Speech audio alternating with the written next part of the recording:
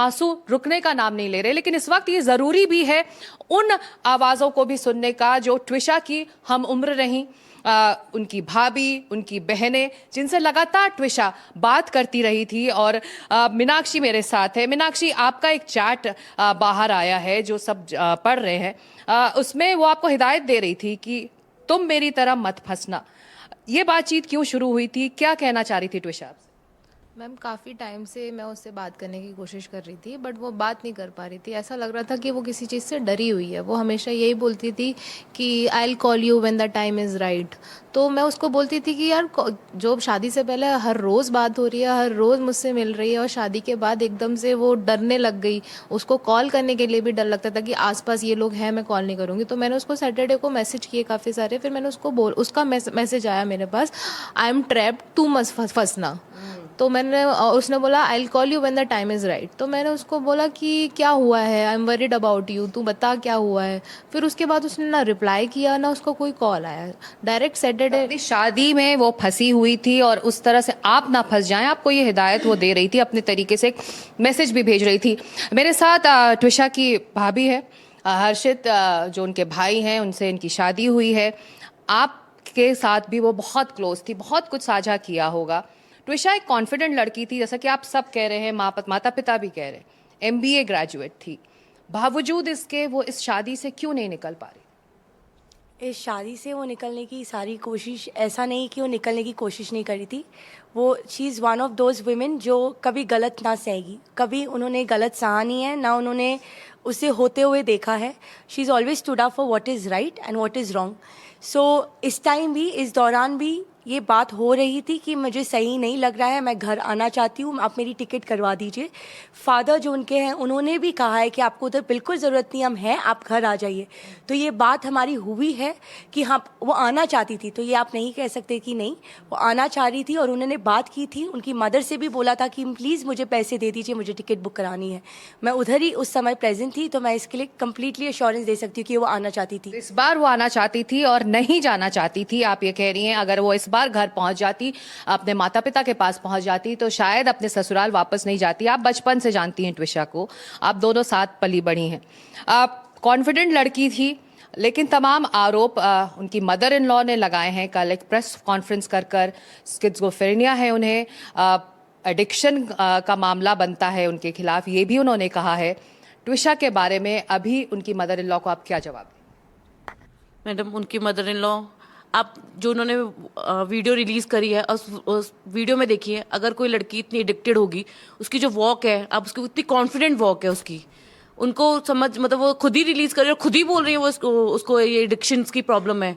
मेरे साथ स्कूल में पढ़ी हुई है, मेरी जूनियर थी वो स्कूल में, बट मुझसे ज़्यादा स्कूल में उसको जानते थे। She was in every activity, culture activity में, स्पोर्ट्स एक्टिविटी में, इवन सारे स्कूल के टीचर्स उसको जानते थे।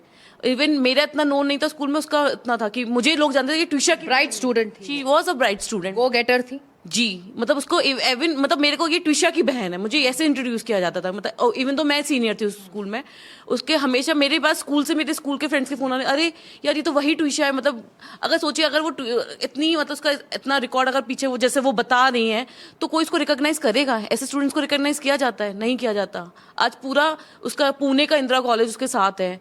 तो जिस तरीके के वो एलिगेशन लगा रही है, all the false allegations, false allegations हैं। लेकिन ये भी कहा जा रहा है, आप ट्विशा की कज़न की वाइफ हैं, आप उसकी भाभी हैं, आप ये भी कहा जा रहा है कि ट्विशा बहुत एम्बिशियस थी, बहुत कुछ अचीव करना चाहती थी अपनी ज़िंदगी में। उसका एक बैकग्राउंड था, चाहे वो फिल्मों में एक्टिंग हो, एंडोर्समेंट्स हो, मिस पुणे वो रह चुकी है। आप, क्या आपको कभी ऐसा लगा कि उसने शादी अपनी मर्जी से हालांकि की, लेकिन जब वो भोपाल आई तो एक तरह से वो फंसी हुई महसूस कर रही थी, क्योंकि उसके लिए करियर ऑप्शन नहीं था? क्या ये भी एक हो सकता है कि मेरे लिए वो उड़ान भरने की वो जगह नहीं है जो जहां से मैं आई हूँ? नहीं, ऐसा बिल्कुल नहीं है। जब वो भोपाल मूव हुई थी तब उनकी कंपनी में वर्क फ्रॉम होम था, और वो कंपनी अगर बंद नहीं होती तो she would have continued with the job. और यहाँ पे आने के बाद भी, उसके बाद भी, because of the comments and continuous poking, she was also looking for jobs. तो ऐसा नहीं है दैट कि इसकी वजह से ऐसा हो गया। जी बिल्कुल। जॉब के रिगार्डिंग उसका एक हफ्ते मेरे पास कॉल आया था। मैंने उसको बोला, उसने मुझसे पूछा कि क्या कोई जॉब हो तो बता। तो मैंने कहा मेरे भोपाल में इतने कनेक्शन नहीं है। तो उसने बोला कि मैं कहीं भी करने के लिए रेडी हूँ, दिल्ली, मुंबई, गुड़गांव, कहीं भी। बट ऐसा क्यों, क्या ससुराल वाले दबाव डाल रहे थे कि काम करो? क्योंकि जब शादी हुई थी तब वो एक अच्छे जॉब पर थी। अच्छे जॉब पे थी, उसकी जैसे ही जॉब छूटी तो पैसे नहीं थे उसके पास, पैसे पेरेंट्स दे रहे थे और वो रियली जॉब करना चाहती थी। अगर वो वहाँ से मूव होने के लिए तैयार थी, वो खुद ही बोल रही थी कि मैं दिल्ली आ जाऊंगी, गुड़गांव आ जाऊंगी, मुंबई आ जाऊंगी। ये मेरी फ़ोन पे बात हुई है उससे। उसने मेरे पास अपना रिज्यूमे भी शेयर किया है, आई हैव द प्रूफ। उसने रिज्यूमे शेयर किया। उसने मेरे से फिर से दोबारा पूछा कि मुझे एचआर, मैंने अपनी कंपनी में बात भी कर ली थी तो मेरी कंपनी ने उनको कांटेक्ट भी किया था। तो वो लगातार कोशिश कर रही थी कि एक बार फिर वो जॉब में आए और अपने आप को बिजी भी रखे। इस बीच ट्विशा से जुड़ी एक बड़ी जानकारी, ट्विशा का शव अब जो मॉर्चरी है, शव गृह है, उससे निकाल कर अब उसे एक ऐसे रूम में रखा गया जहां पर टेम्परेचर और ज्यादा कम होता है, क्योंकि बहुत ज्यादा दिन बीत चुके हैं। ऐसे में जो मॉर्चरी का जो टेम्परेचर है वो नाकाफी होता है इतने लंबे अरसे तक शव को प्रिजर्व करके रखने के लिए। इसलिए खबर आ रही है, बड़ी ब्रेकिंग न्यूज और अपडेट है कि उन्हें उसके शव को, ट्विशा के शव को अब एक ऐसे रूम में रखा गया है जहां पर वहां उसको एक एम्बाम कर कर और ज्यादा दिनों तक रखा जाए। मैं आपसे लगातार सुबह से बात कर रही हूँ रेखा जी, और मैं नहीं चाहती मैं आपको फिर रुलाऊं, क्योंकि मेरे हर सवाल का आप आंसुओं से जवाब दे रही हैं, लेकिन आंसू रुक नहीं सकते हमारे। बहुत प्यारी बेटी थी, पापा की सबसे प्यारी बेटी। मेरे को जबरदस्ती करके बोले पापा आपको एंजियोग्राफी करानी पड़ेगी, ले गई थी जबरदस्ती मुझे करके। She was so lovable child. क्या आपको बोलूं, पूरा समाज जहाँ हम रहते हैं वहाँ भी आप देखिए कि वो डायनेमिज्म की लड़ी थी। ऐसी डायनेमिक लड़के बच्चे बहुत कम होते हैं। शी वॉज अभी प्राउड ऑफ हर। ये एक हमारे घर का हीरा चला गया, हमारे दिल का टुकड़ा चला गया। हर माँ के लिए अपनी बेटी एक सुपरस्टार होती है। मैं आपकी दुविधा भी समझ सकती हूँ रेखा जी, क्योंकि आपसे उसने सबसे ज़्यादा चीज़ें साझा की, शेयर किया। आपसे कहती रही माँ मुझे ये तकलीफ़ है। आपने बातों बातों में कहा कि थोड़ा देख लो, अपनी सास से बात कर लो, जैसे वो अम्मा कहती थी। आपके चैट में ये बात आपने कही है। ये दुविधा अब मैं समझ पा रही हूँ आपकी, क्योंकि अब आपको लग रहा है शायद आपको वो सब नहीं कहना चाहिए था, आपको कह देना चाहिए था अभी आ जाओ, इसी सेकंड मैं अभी आ जाओ। मैं जा भी रही थी, मैं 13 तारीख को जाने वाली थी। उन्होंने ही मना किया है मेरे को नहीं आने का। मैं 13 तारीख को भी जाने वाली थी। मैं सोच रही हूँ, मैं खुद, मेरे को अपने ऊपर गुस्सा आ रहा है। मैं पहले चली जाती तो उसको लेके आती थी, उसको लेके आती। मेरे को बहुत गंदा लग रहा है, बहुत ज़्यादा। नहीं। तो ऐसे में जो सवाल उठता है कि हमारे समाज में जब हम बेटियों को कहते हैं कि कुछ और वक्त दे दो, कुछ और मोहलत दे दो, शायद वो हमें कहने का अधिकार नहीं है।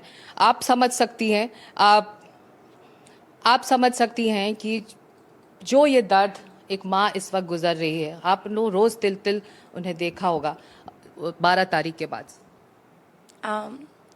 आई थिंक मेरा कहने से नहीं कहने से फ़र्क नहीं पड़ता। एवरीबडी कैन सी उनकी कंडीशन इस दौरान क्या है। हम सब जानते हैं कि वो कैसी थी, उनके साथ क्या हुआ है, और आज उनकी पेरेंट्स, उनकी फैमिली की हालत क्या है। आप सबको ही पता है। आज तो हम ये रिक्वेस्ट कर रहे हैं कि जब हमें पता है, मैं तो एक एज ए डॉक्टर कह रही हूँ कि वो जो 2nd PM रिपोर्ट है काफ़ी ड्यूबियस और शॉडी वर्क किया गया है।